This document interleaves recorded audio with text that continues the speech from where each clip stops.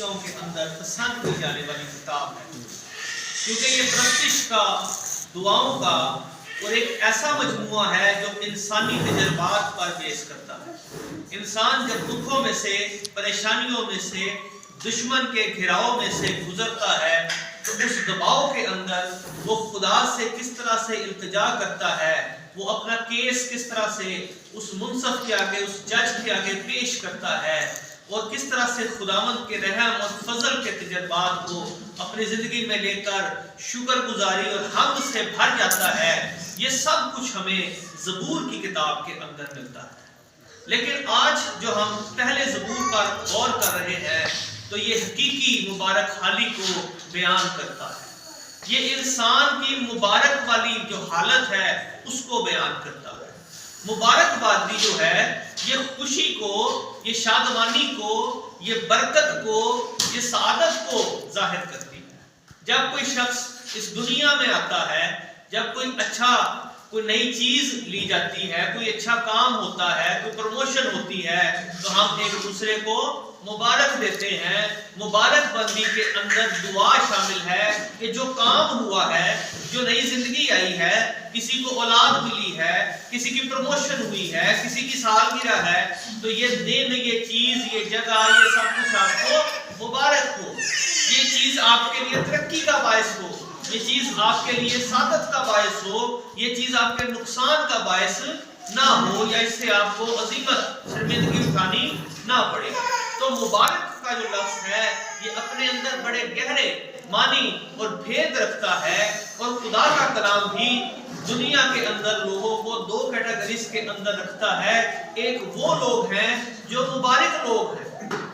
اور دوسرے وہ لوگ ہیں جو شریر لوگ ہیں۔ مبارک لوگ کون ہیں؟ مبارک لوگ وہ ہیں جو زندہ خدا کے بیٹے اور بیٹیاں ہیں، جنہیں خداوند یسوع مسیح پر ایمان رکھنے کے وسیلہ سے چن لیا گیا ہے، مقرر کر لیا گیا ہے۔ وہ اس جہان کی خرابی سے چھڑا لیے گئے ہیں، جو نجات پا چکے ہیں، جو خدا کے وعدوں پر عمل کرنے والے لوگ ہیں، وہ مبارک لوگ ہیں۔ اور جو لوگ ابھی تک گناہ، اس کے اثر میں، تاریکی کے قبضے کے اندر رہ رہے ہیں، اور ان کی ویسی ہی حرکتیں ہیں، ویسے ہی کام ہیں، وہ سب کے سب شریر لوگ ہیں۔ خدا کا کلام ہم سب کو مبارک حالی کی طرف لاتا ہے۔ خدا کا کلام ہمیں شریر کے قبضے سے چھڑانے کے لیے ہے۔ خدا کا بیٹا اسی لیے ظاہر ہوا تھا کہ ابلیس کے کاموں کو مٹا کر ہمیں اس لعنت سے نکال کر، ہمیں شریر کے گروپ سے نکال کر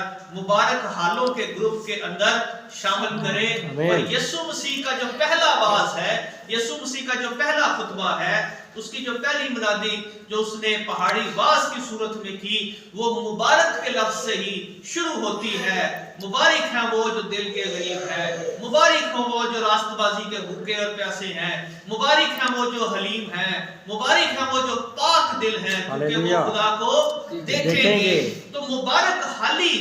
پھیلانے کے لیے، مبارک حالی میں ترقی کرنے کے لیے خداوند یسوع مسیح بھی آئے، اور ہم جو مسیحی ہیں، ہم جو خداوند کے خادم ہیں، ہم بھی مبارک حالی کے اندر رہتے ہیں، اور لوگوں کو مبارک حالی کے بارے میں پریچ کرتے ہیں، بیان کرتے ہیں، تاکہ وہ جو ابھی تک شریر کے قبضے میں ہیں، گناہوں کے اندر ہیں، انہیں بھی اس حالت سے نکال کر مبارک حالی میں داخل کر دیا جائے۔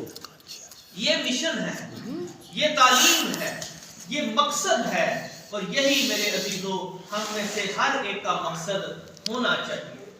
اور زبور کی جو پہلی کتاب ہے یہ بڑی صفائی کے ساتھ نہ صرف مبارک حالی کی روٹ کو بیان کرتا ہے،